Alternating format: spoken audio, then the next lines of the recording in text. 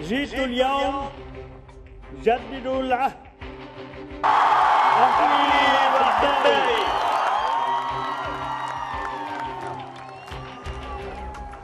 يلي لازم نرجع الثقة للدولة، وكتار عم بيعرقلوا، ولذلك بدنا جهد كبير. نتواصل معكم، تتفقوا مع فريق الكبير يلي هو اليوم وبتجاهدوا سوا.